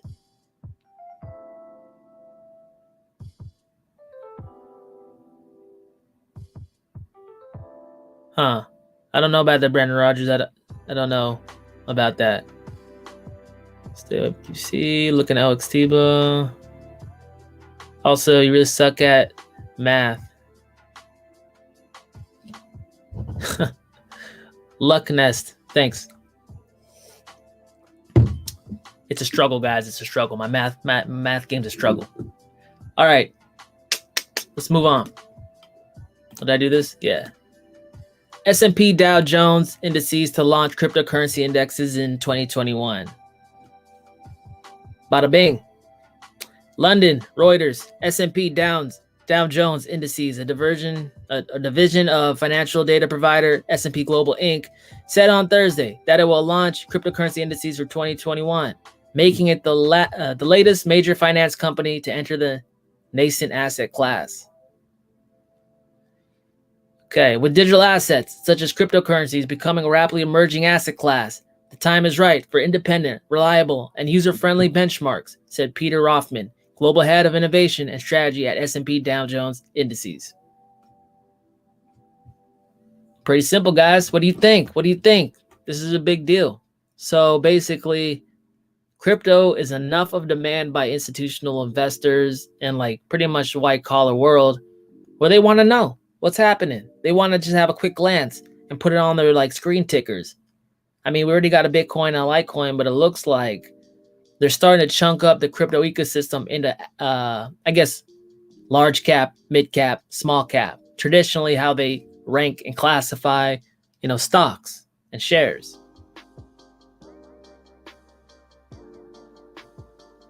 All right. I don't got anything else on that one. That's pretty simple. What do you guys think?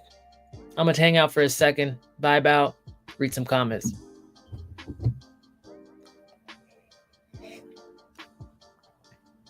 Nothing? All right. I'm out of coffee, guys. Dang. Okay, guys. This article really gets me pretty excited. So Guggenheim, huge, big investment firm. Partners prepares. Guggenheim Partners prepares to dip investment fund toes into Bitcoin. They're like involved with like really, really, really big investment firms. Guggenheim is.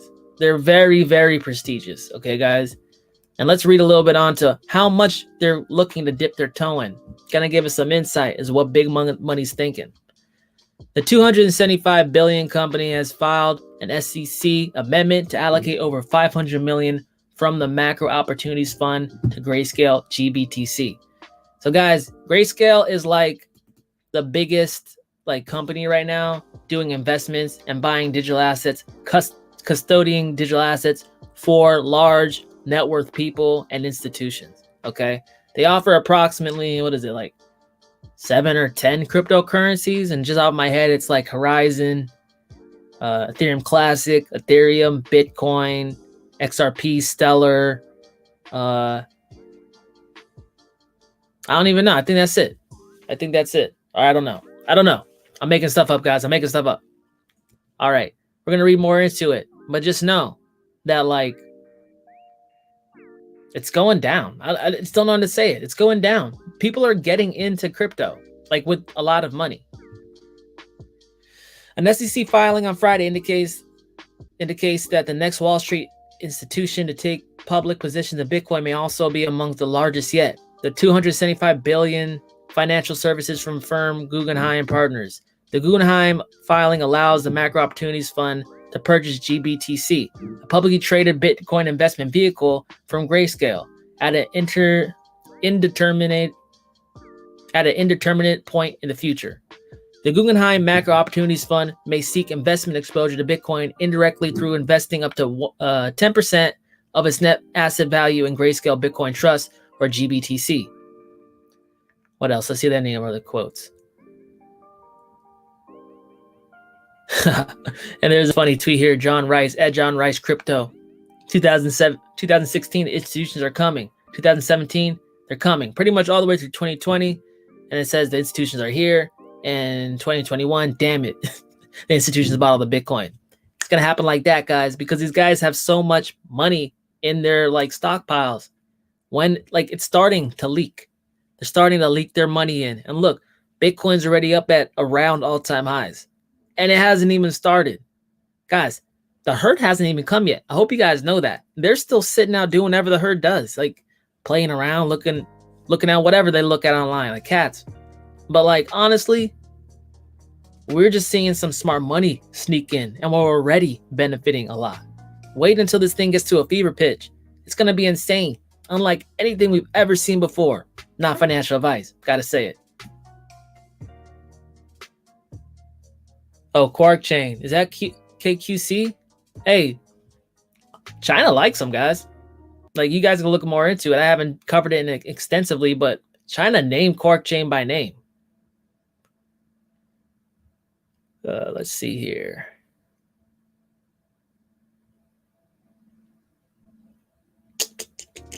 Look out, XT. The MB, they talk about gaps being filled on CME for a BTC retracement, but I wonder if new indexes on being on S&P will negate those gaps for a while, causing a new run. See, I don't know, man. Like, it's probably going to be manipulated. I mean, it's not the core asset being held. It's not like S&P uses band protocol or Chainlink either. Like, these prices move up and down based off of, like, algo trading, you know, comp trading, all this stuff. I don't even know, man. Hopefully it, like, actually reflects the real price of these assets and gets around and negates the, like, manipulation that occurs. Because it's obvious, guys. Like, crypto isn't regulated like stocks and like traditional investments for a reason. So people can pull in big bucks before it gets regulated. All right. So interesting. Guggenheim doing its thing. Gonna buy some Bitcoins. Like it. Love it. Let's move to the next one. I got my music, guys. No, I don't like that one. Let's move on. All right. South Korea postpones new crypto tax regime. Why did they say regime? They could have used any word. Okay. South Korea postpones new crypto tax regime. Amendments to the laws will not come into effect until 2022. Meanwhile, taxation may become simpler for U.S. investors. Really? I thought this would be about South Korea, and they're talking about U.S.? Dope. Let's get it. South Korean government has officially postponed a new tax regime on cryptocurrency until 2022, according to Cointelegraph. Okay, we know that. Okay, sorry, South Korea. Sounds like they're gonna get 20% of which is pretty much a lower tax rate when compared to other kinds of income, like earned income and stuff. I'm not quite sure. I'm not a CPA in Korea, guys, but based on what I know about American tax law. So 20% on cryptocurrencies flat out. That's like the long-term capital gains tax. So that's basically saying no matter when you buy and sell like crypto, it's going to be taxed at the long capital gains tax, which is preferable. It's better than the short-term capital gains tax. Let's be real. But let's read about what it has to do with Americans because I'm a little selfish like that. My bad, my Korean watchers, my bad. Meanwhile, Forbes reports that the 2020 tax year, Coinbase is planning to issue a new tax form, which is called the 1099 miscellaneous, and it bans the form 1099K, which creates a tax nightmare for many American taxpayers. Well, guys, I think it's pretty safe to say that any tax is a nightmare, in my opinion. According to a brief article published on Coinbase Tax Resource Center, 1099 miscellaneous forms will be issued to U.S. Coinbase customers who have received 600 or more in cryptocurrency through Coinbase Earn. What? USDC rewards or staking income during 2020. Wow, good to know. So you're gonna get like this new tax form if you're on Coinbase and you've been staking like a madman or woman. You know, we don't like to discriminate here. But like if you've been staking like an insane person and get more than $600, they're gonna tax you. And guess who they're gonna call? Man, the IRS is gonna know that, but they're gonna know about your income before you do. This is, I love Coinbase because it's such an easy entry for new people, but I hate Coinbase because it's such an easily controlled entity. It's crazy.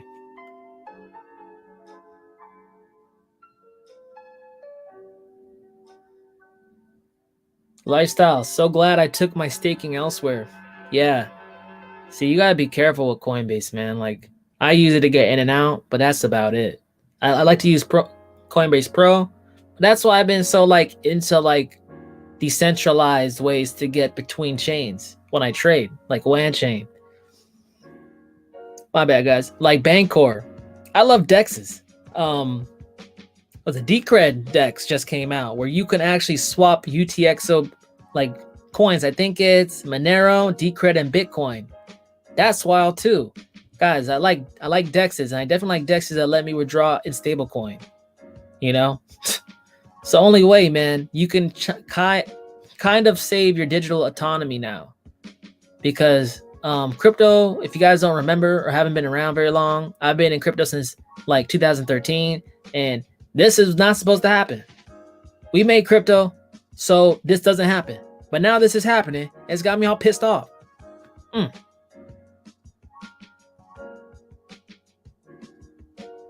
Yeah, Rob, in and out myself also. I mean, you got to do what you got to do. What? You see a bull run coming, you're not going to get crypto?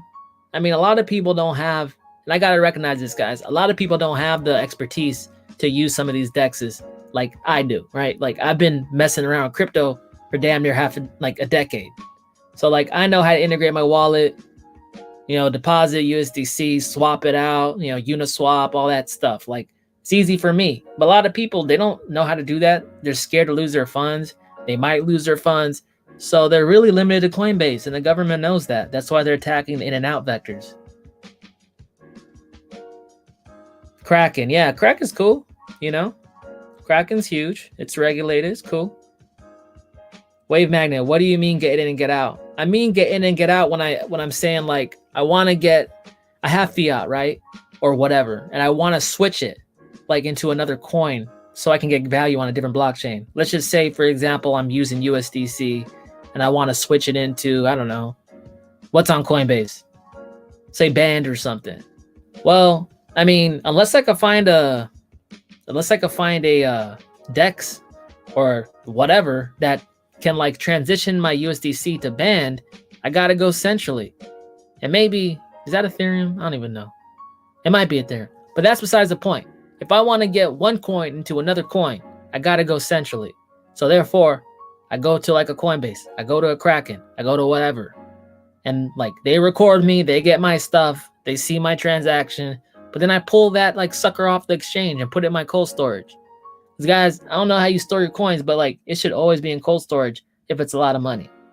If you're getting up there significantly in crypto and you don't have a cold storage wallet, what are you doing? This isn't like Chuck E. Cheese tokens, guys. I say this for love. But like you got to keep your funds safe, because the number one way to lose money in crypto is to lose your crypto or get it stolen or hacked or get hit by like a keylogger or a phishing scam. Like, just remove that, man. Like, bad things happen in this world. There's bad people. Just get yourself a nice ledger. What do you guys use, by the way? I always use Ledger, but what do you guys do? What's better about Pro? Coinbase Pro just basically lets you set buy and sell limit orders. So like I got a couple on there sitting out for EOS and BTC and stuff that I've designated based off my analysis where I want to sell. I just leave it on the exchange, and when it hits that number, it's going to pay me out in USD. Like, that's what I'm talking about. You can automate your trading. Like, I've done last bull run, I learned that if you try and just like swap it out, like when you happen to be like awake, well, sometimes in the real bull run, guys, Asia's popping off, and I'm sleeping when Asia's popping off. How am I going to capitalize if this thing wicks up, hits my target, and never comes back again? It's basically I lost that opportunity. Coinbase Pro allows me to capitalize on that. However, I am giving up my autonomy by keeping my money on the exchange. We all know that Coinbase locks you out from time to time, and we all know exchanges get hacked from time to time. That's the rub. And that's why I like protocols that are decentralized like Kyber Network. Unfortunately, it's just like Ethereum-based coins. But if you can actually sell limit orders while all your funds are safe in your hardware wallet, that's legit. That's what I'm talking about. Okay, we read this one already. Yeah, the MVD clarified that. My bad. Should have read more. Wave Magnet. I only mess with Bitcoin, Ethereum, and Orchid. Do I need Pro? Is Kraken better? Where should I trade if I only use USDC? If I only use BTC, ETH, and OXT? I mean, Wave Magnet, it's only if you want to sell at a specific point you need to use Pro, but if you're cool with swapping in and out, you can use Coinbase. Yeah. BTC, ETH, and OXT. Well, I'm pretty sure you could use Kyber, man. Like, if you're just trading ETC and ETH and OXT, you just can't do BTC, but you can get leverage to BTC with Wrap BTC. Maybe Kyber's for you. I don't know. Check it out, man. Don Hefe, Kuke, and Uphold. Uphold, yeah. So you're using Brave? You guys use Brave browser? That's a dope way to get free crypto, and you can transition it into any crypto of your choosing just for looking at ads. Pretty cool. BNB don't like KuCoin. Oh, it's not for everyone, right? Ledger X. You guys use Ledger X. Yeah, me too. Because, guys, Ledger S, man, is not a lot of storage on that thing. You got to, like, delete apps, and it gets me all nervous when I'm, like, switching my money and deleting apps. I like to have it all in one big old, like, storage, you know? What's a good cold storage wallet? Ledger? Yeah, I trust Ledger the most, guys, because I can't say, like, I'm not trying to, like, defame anyone here, but, like, KeepKey, I know there's been a couple of problems in terms of security on KeepKey and Trezor. If you're, like, if someone goes and steals your cold storage, they can, like, do a couple things physically to get it to show its seed phrase. Haven't followed up on that, though. They might have made a fix for that. That was a while ago, but Ledger is the only one I know does not have that at this point. And I know that they were actually, Google put some money into them, too. So I follow the money, guys. I like to follow the money. Your own coin vault. On a day trade on crypto. I want to day trade on crypto exchange until I'm a millionaire, but I love to gamble. Any advice? Are you talking about gamble on like small coins and stuff? Or are you talking about like Vegas gambling, man?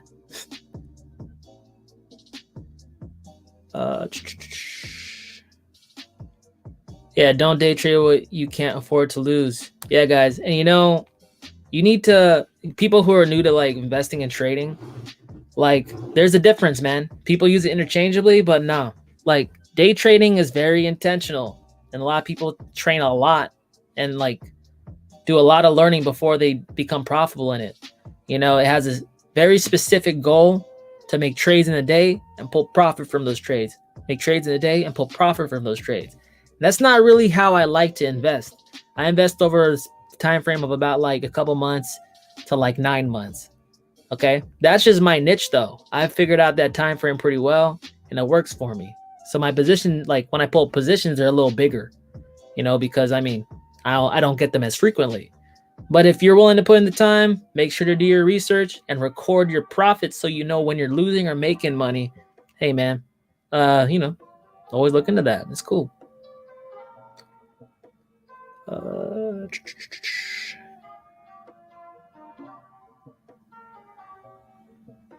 My ledger is still me. Oh, you're talking about big position sizes? Yeah. I mean, I'm never going to tell you what to do, guys, but trading is like a game of probability, right? So like if you go all in, you essentially lower your percentage of success substantially, because everyone knows the more you do something, the more likely you are to succeed, even if you fail like the first 10 times. But you got to be able to do it. That's what probably actually comes to your favor. Yeah, you could strike a bunch of money by like going all ham and going all in, but like how repeatable is it? And how likely is it for your success? Like quick gains usually go quick. You know what I'm saying? So just something to remember, but I'm not telling you what to do. This is not financial advice. I'm just a dude on the internet.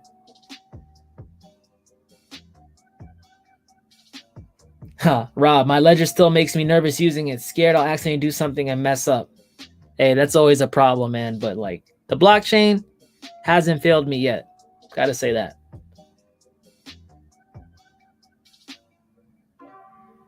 You should definitely study chart patterns. Definitely. Okay.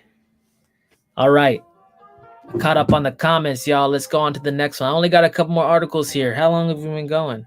I don't even know. Having fun. I'm out of coffee. All right, dated December 4th, guys. One of Pakistan's 4 provinces urges federal government to legalize crypto. Why don't we do that in America? Why don't we urge people to do stuff? They always just go like, oh, we'll look at it. We'll do it. What's Bitcoin? Pakistan's like, get it together, federal government. What's the deal? I like that. The draft resolution reportedly notes that digital currencies are likely to replace paper currencies in the future. I can't believe people get paid a lot of money to like figure this out. Like everyone sees this coming. Anyone who uses the internet sees this coming. Am I wrong? Let me know if I'm wrong, guys. No. Everyone thinks I'm right. See? The assembly of... Oh my gosh. I can't even say this. I'm going to highlight it. There you go. A province in northwestern Pakistan has become the first legislative assembly to call for changes in the country's stance toward cryptocurrencies. As previously reported, Pakistan has to date been relatively slow to introduce new frameworks for digital assets and cryptocurrencies. This week's resolution to that assembly was reportedly introduced on December 2nd by Samara Shams. I got that one. A member of the Physical Assembly and centrist political party, Pakistan's Tehreek-e-Insaf, or PTI. Okay, whatever. I should highlight this before I do this. I'm gonna highlight it up before I do it so I can just go straight and stop rambling. Whatever. We know what's up. One of Pakistan's 4 provinces wants crypto legal. They want it now. They say we ain't having it. We ain't having it, federal government. Y'all take too damn long. We're over here trying to make money on crypto. What the heck? No bueno. Okay, guys. Are you trying to grow your channel using altcoins? I would like to grow my channel using altcoins, but like that's what I'm interested in, Like I like doing research on altcoins and different projects. Because one, like a lot of YouTubers on YouTube just talk about like Bitcoin, Ethereum, huge projects, or they just like silo themselves to like one coin. But like, I think there's a bunch of interesting projects that I like to cover. And I like to go in depth on them, even if I do a couple videos on them. That's just how I get down, you know what I'm saying? I mean, like, honestly, I'm split across a bunch of altcoins, guys, like 30 plus altcoins. So I have to do research on all of them in depth. I looked around one day and I said, hey, why don't I just record this? I'm doing it anyway. So works out for me.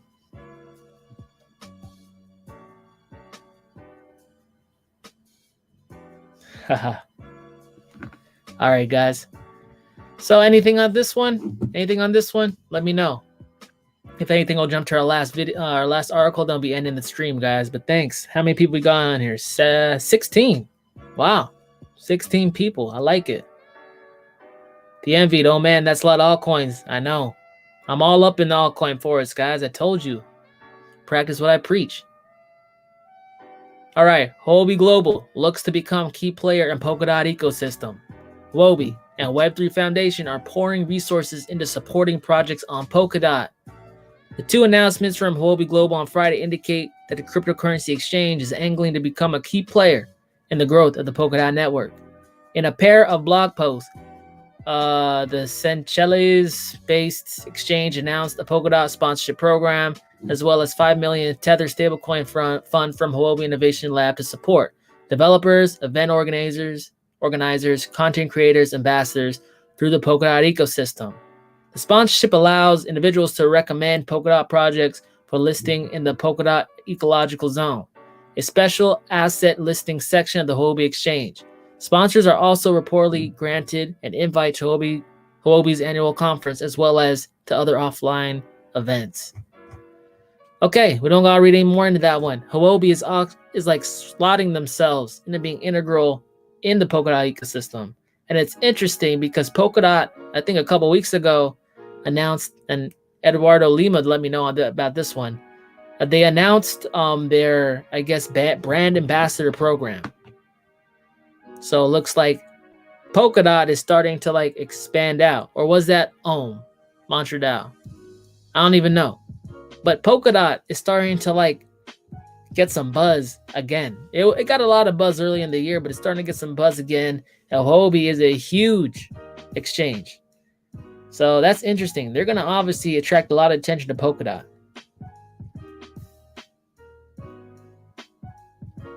Let's see. WAN chain. Let's see. I'm just going over this stuff, guys. Crypto Goblin, Soul. I know you're on me about Soul, man. Dang. I'm sorry, man. Been very, very busy in terms of trying to get these videos out, man. I upped my production value. It's taken more time, bro. But yeah, guys, make sure to check out Soul. I believe it's like a browser-based crypto gaming, I believe. Very interesting. Still doing some reading on it, but I'm gonna be coming with a video. But I gotta stop giving time points, man. Like, I keep disappointing you, crypto goblins. Good, we're all good, cool. We're still friends. I like it. All right, guys. So I'm gonna open it up. and we're just gonna talk. Talk about what's up. What do you guys want to talk about? I got some time.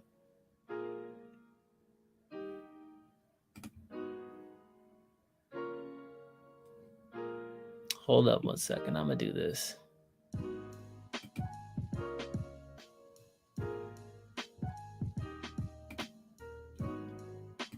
All right, can you guys hear me still? You guys hear the music still? I never used this program before, so hopefully it's working out.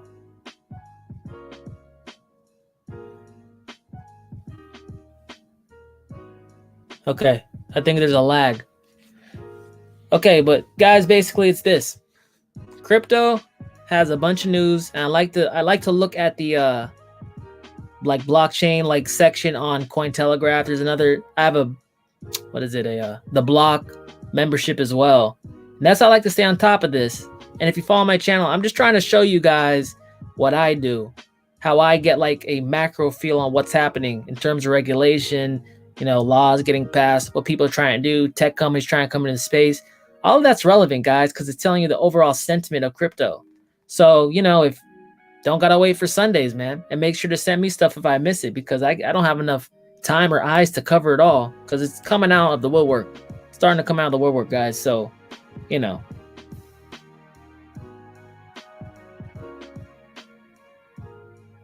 is the partner apply sign?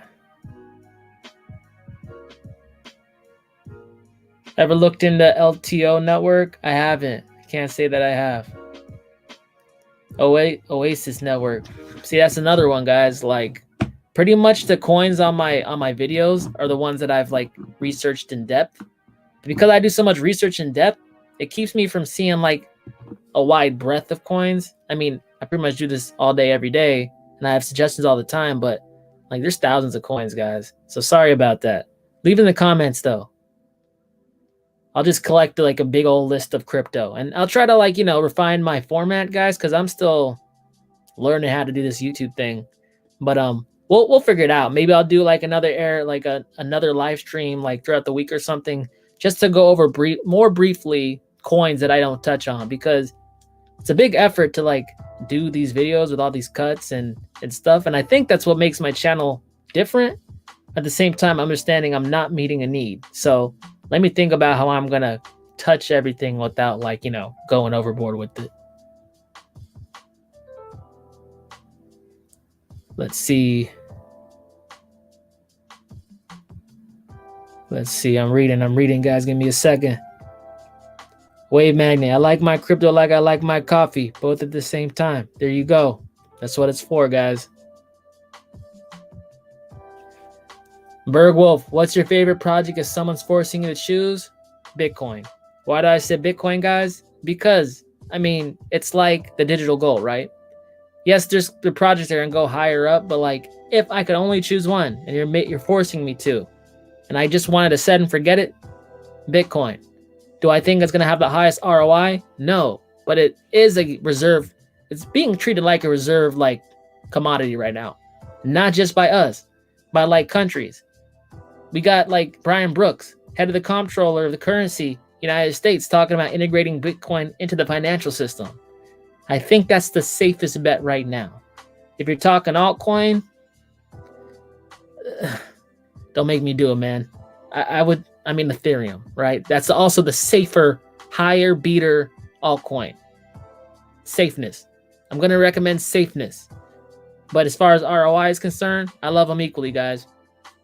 There's a reason I made videos and spent like hours on making those videos for y'all. Still holding OXT? Yeah. And guys, let me talk about this. I'm spread across like 33 coins or whatever, right? Oh, he's a Mason. No, I'm not. But like over like 33 coins, man. And what I like to do is I have like a price target. Like every time it goes up 100% in Bitcoin or USD or whatever I bought it in, I pull half of that.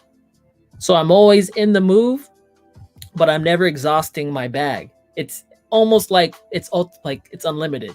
As far as it goes up, I'm pulling profit the whole way, pulling it. Right now, OXT is not 100 for me, but I'm going to execute the same way. That strategy right there, not financial advice.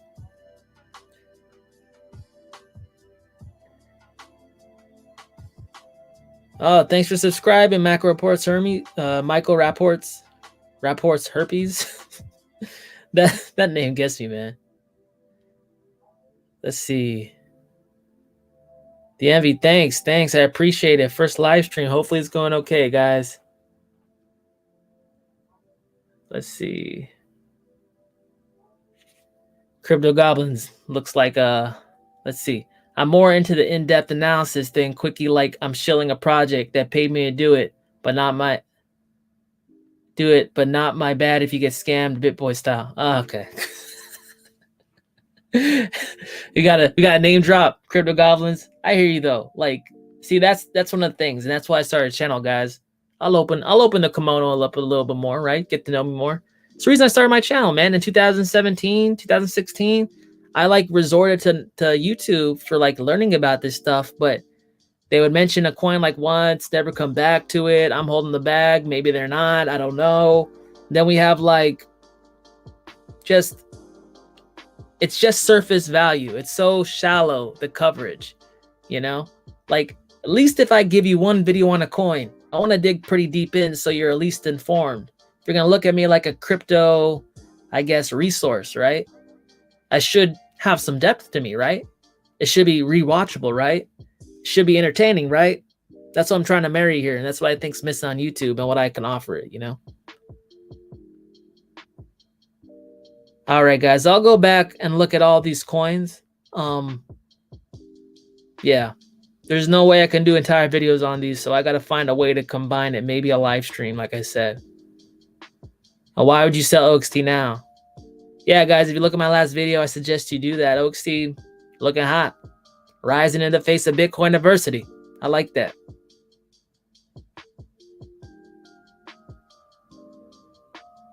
OXT is going to be 100 times next month, not advice. It could be.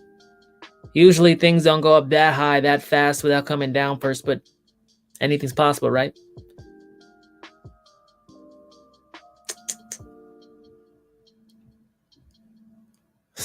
Yeah, guys. Hey, by the way, guys, like at some point, yeah, I might do like paid promotions, but I will never show you something I don't like. That's bull. If I like it, why not get paid for it? But if like it's not popping, I don't want to roll that out. It just hurts my credibility to you. It's not worth it.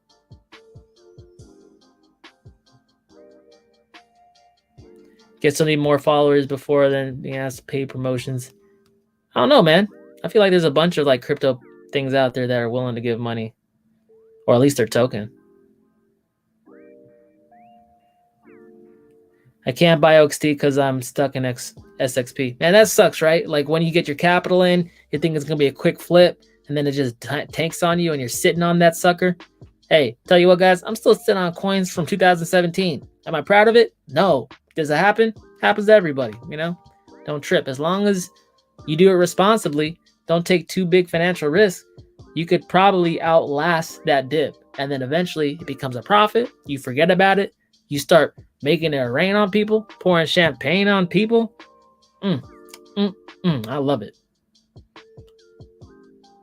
LTO network. I'll check it out.